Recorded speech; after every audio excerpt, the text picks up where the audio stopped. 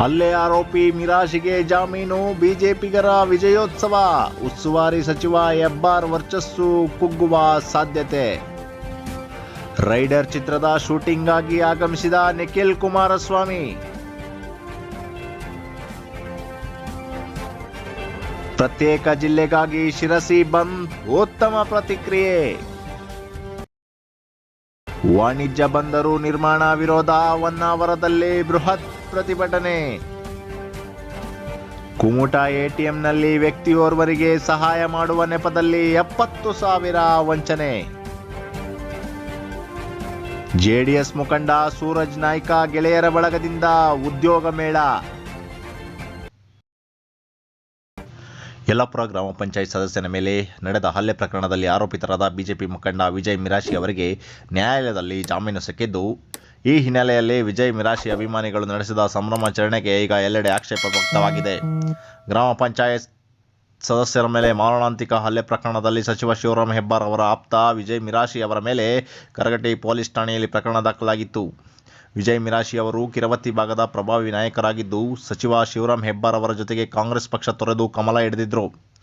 ಬಿಜೆಪಿಗೆ ವಿಜಯ್ ಮಿರಾಶಿ ಸೇರ್ಪಡೆಗೊಳ್ಳುತ್ತಿದ್ದಂತೆ ಕಿರವತ್ತಿ ಭಾಗದ ಮೂಲ ಬಿಜೆಪಿಗರಿಂದ ಅಸಮಾಧಾನ ಹೊಗೆಯಾಡಿತ್ತು. ಗ್ರಾಮ ಪಂಚಾಯತ್ ಅಧ್ಯಕ್ಷ ಉಪಾಧ್ಯಕ್ಷ ಆಯ್ಕೆ ವಿಚಾರವಾಗಿ ವಲಸೆ ಬಿಜೆಪಿಗರು ಹಾಗೂ ಮೂಲ ಬಿಜೆಪಿಗರ ಮಧ್ಯೆ ನಡೆದ ಘರ್ಷಣೆ ಪೊಲೀಸ್ ಠಾಣೆ ಮೆಟ್ಟಿಲೇರಿತ್ತು. ಮೂಲ ಬಿಜೆಪಿಗರ ಮೇಲೆ ನಡೆದ ಹಲ್ಲೆಯನ್ನು ವಿಧಾನ ಪರಿಷತ್ ಸದಸ್ಯ ಶಾಂತಾರಾಮ ಸಿದ್ದಿ ಅವರು ಬಹಿರಂಗವಾಗಿ ಖಂಡಿಸಿ ಆರೋಪಿಗಳನ್ನು ಬಂಧಿಸುವಂತೆ ಆಗ್ರಹಿಸಿದರು. ಸದ್ಯ ಹಲ್ಲೆ ಪ್ರಕರಣದ ಆರೋಪಿಗಳಿಗೆ ನ್ಯಾಯಾಲಯ ಜಾಮೀನು ನೀಡಿದೆ ಹೊರತು ಪ್ರಕರಣ ಖುಲಾಸೆಗೊಳಿಸಿ ಆರೋಪಿತರನ್ನು ನಿರಪರಾಧಿ ಎಂದು ಹೇಳಿಲ್ಲ. ಆದಾಗ್ಯೂ ಜಾಮೀನು ಪಡೆದ ವ್ಯಕ್ತಿಗಳಿಗೆ ಸ್ವತಂತ್ರ ಹೋರಾಟಗಾರರಂತೆ ಬಿಂಬಿಸಿ ಸಂಭ್ರಮಾಚರಣೆ ನಡೆಸುವ ಅಗತ್ಯವಿತ್ತ. ಸಾರ್ವಜನಿಕ ಸ್ಥಳಗಳಲ್ಲಿ ಪಟಾಕಿ ಸಿಡಿಸಿ ಸಾರ್ವಜನಿಕರಿಗೆ ಕಿರಿಕಿರಿ ನೀಡಿದ್ದು ಸರಿಯಾ ಎಂಬ ಮಾತು ಹಿರಿಯ ಬಿಜೆಪಿಗರಿಂದಲೇ ಕೇಳಿಬಂದಿದೆ. ಒಟ್ಟಾರೆ ಶಿಸ್ತಿನ ಪಕ್ಷ ಸಿಪಾಯಿಗಳೆಂದು ಹೇಳಿಕೊಳ್ಳುವ ಜನರು ಅಶಿಸ್ತನ್ನು ಪ್ರದರ್ಶನ ಮಾಡಿದ್ದಂತೂ ಸುಳ್ಳಲ್ಲ. ವಿಜಯಕುಮಾರ ನಿರ್ದೇಶನದಲ್ಲಿ ಚಿತ್ರೀಕರಣಗೊಳ್ಳುತ್ತಿರುವ ರೈಡರ್ ಚಿತ್ರದ ಶೂಟಿಂಗ್ ಕಳೆದ 3 ದಿನಗಳಿಂದ ಯಲ್ಲಾಪುರ ತಾಲೂಕಿನ ಕಿರವತ್ತಿಯಲ್ಲಿ ನಡೆಯುತ್ತಿದೆ. ನಿಖಿಲ್ ಕುಮಾರಸ್ವಾಮಿ ಈ ಸಿನಿಮಾದ ನಾಯಕ ನಟರಾಗಿದ್ದು, ಸಂಪದ ಹೀರೋಯಿನ್ ಆಗಿ ಇದ್ದಾರೆ. ಚಿತ್ರದ ಫೈಟಿಂಗ್ ಸನ್ನಿವೇಶದ ಚಿತ್ರೀಕರಣಕ್ಕಾಗಿ ನಿಖಿಲ್ ಕುಮಾರಸ್ವಾಮಿ ಇಲ್ಲಿಗೆ ಆಗಮಿಸಿದ್ದು, ಕಿರವತ್ತಿಯ ಸರ್ಕಾರಿ ಕಟ್ಟಿಗೆಯ ಡಿಪೋದಲ್ಲಿ ಕಳೆದ 3 ದಿನಗಳಿಂದ ಸಿನಿಮಾ ಚಿತ್ರೀಕರಣ ನಡೆಯುತ್ತಿದೆ.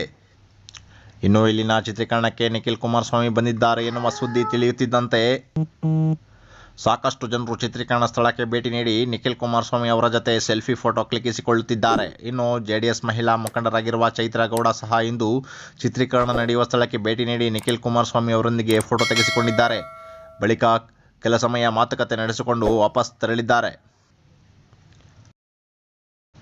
ವಿಜಯನಗರದ ಹೊಸ ಜಿಲ್ಲೆ ಘೋಷಣೆಯಾಗುತ್ತಿದ್ದಂತೆ ಉತ್ತರ ಕನ್ನಡ ಜಿಲ್ಲೆಯನ್ನು ಇಬ್ಬಾಗಿಸಿ ಶಿರಾ ಪ್ರತ್ಯೇಕ ಜಿಲ್ಲೆಯನ್ನಾಗಿಸಬೇಕೆಂದು ಇವತ್ತು ಶಿರಸಿಯನ್ನು ಬಂದ್ ಕರೆಯಲಾಗಿತ್ತು. ಉತ್ತಮ ಪ್ರತಿಕ್ರಿಯೆ ಸಿಕ್ಕಿದ್ದು ಬೃಹತ್ ಹೋರಾಟ ನಡೆಯಿತು. ಶಿರಸಿ ಪ್ರತ್ಯೇಕ ಜಿಲ್ಲೆಗೆ ಆಗ್ರಹಿಸಿ ಇವತ್ತು ಕರೆದ ಶಿರಸಿ ಬಂದ್ಗೆ ಉತ್ತಮ ಪ್ರತಿಕ್ರಿಯೆ ಸಿಕ್ಕಿದ ಹಿನ್ನೆಲೆ ಶಿರಸಿ ಜಿಲ್ಲಾ ಹೋರಾಟಗಾರ ಸಮಿತಿಯಿಂದ ಕರೆದ ಬಂದ್ಗೆ 16 ಸಂಘಟನೆಯವರು ಕೈಜೋಡಿಸಿ ಶಿರಸಿ ಪ್ರತ್ಯೇಕ ಜಿಲ್ಲೆಗೆ ಆಗ್ರಹಿಸಿದರು. ಕಳೆದ 16 ವರ್ಷದಿಂದ ಕೇವಲ ಮನವಿ ನಡೆಸುತ್ತಿದ್ದ ಹೋರಾಟ ಈಗ ತೀವ್ರ ಸ್ವರೂಪ ಪಡೆದುಕೊಳ್ಳುತ್ತಿದೆ.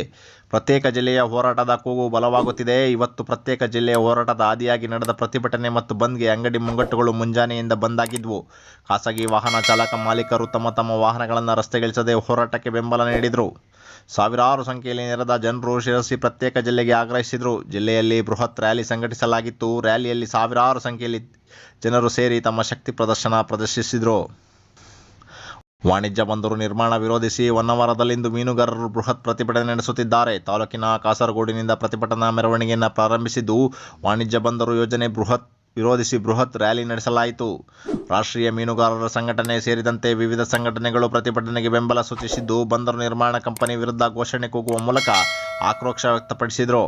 ಕಾಸರಗೋಡಿನಿಂದ ಹೊನ್ನಾವರ ಸೇತುವೆ ಮೂಲಕ ಶರಾವತಿ ವೃತ್ತದವರೆಗೆ ರ್ಯಾಲಿಯನ್ನು ನಡೆಸಿದ್ದು, ಜಿಲ್ಲೆಯ ಕಾರವಾರ, ಕುಮಟಾ, ಭಟ್ಕಳ ಸೇರಿದಂತೆ ವಿವಿಧೆಡೆಯಿಂದ ಸಾವಿರಾರು ಸಂಖ್ಯೆಯಲ್ಲಿ ಮೀನುಗಾರರು ಜಮಾವಣೆಯಾಗಿದ್ದರು. ವಾಣಿಜ್ಯ ಬಂದರು ನಿರ್ಮಾಣ ಯೋಜನೆಯನ್ನು ಹಿಂಪಡೆದು ಮೀನುಗಾರರಿಗೆ ಉಳಿಯಲು ಅವಕಾಶ ಮಾಡಿಕೊಡಬೇಕು ಅಂತ ಪ್ರತಿಭಟನಾಕಾರರು ಆಗ್ರಹಿಸಿದ್ದಾರೆ. ಪ್ರತಿಭಟನೆ ಹಿನ್ನೆಲೆ ಇಂದು ಜಿಲ್ಲಾದ್ಯಂತ ಮೀನುಗಾರಿಕೆ ಬಂದ್ ಆಗಿತ್ತು. ರ್ಯಾಲಿಗೆ ಬಿಗಿ ಪೊಲೀಸ್ ಬಂದೋಬಸ್ತ್ ವ್ಯವಸ್ಥೆ ಮಾಡಲಾಗಿತ್ತು.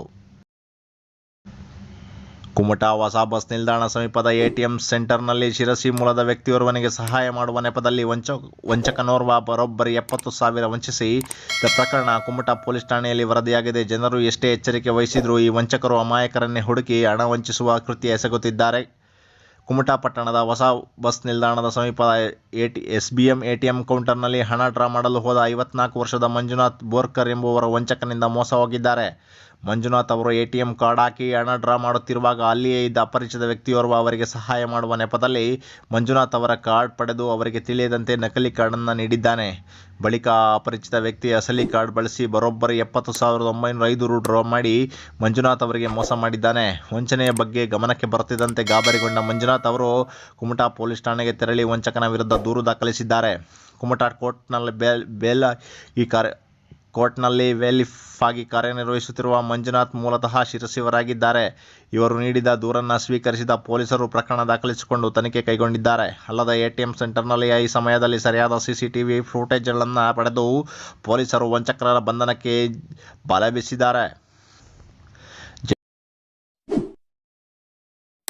JDS ಮುಖಂಡ ಸೂರಜ್ ನಾಯ್ಕ ಸೋನಿ ಗೆಳೆಯರ ಬಳಗದ ವತಿಯಿಂದ ಕುಮಟಾ ಪಟ್ಟಣದ ಗಿಬ್ ಹೈಸ್ಕೂಲ್ ರಾಜೇಂದ್ರ ಪ್ರಸಾದ್ ಹಾಲ್ನಲ್ಲಿ ಫೆಬ್ರವರಿ 27ರಂದು ಉದ್ಯೋಗ ಮೇಳ ನಡೆಯಲಿದೆ ಎಂದು ವಕೀಲ ವೀರೇಂದ್ರ ನಾಯ್ಕ ತಿಳಿಸಿದರು.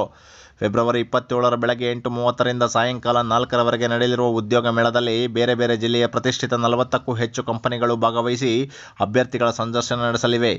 IT, BPO, banking, telecom, manufacturing, retail, hospitality, electronical, automobile ಇತರೆ ವಿಭಾಗಗಳು 2,000ಕ್ಕೂ ಅಧಿಕ ಉದ್ಯೋಗಾವಕಾಶಗಳು ಲಭ್ಯವಿದ್ದು ಆಸಕ್ತರು ತಮ್ಮ ಆಧಾರ್ ಕಾರ್ಡ್ ಮತ್ತು ಬಯೋಡೇಟಾದೊಂದಿಗೆ ಕನಿಷ್ಠ 10 ಪ್ರತಿಗಳೊಂದಿಗೆ ಆಗಮಿಸಿ ಉದ್ಯೋಗ ಮೇಳದಲ್ಲಿ ಸಂದರ್ಶನ ಎದುರಿಸುವಂತೆ ವಿನಂತಿಸಿದರು.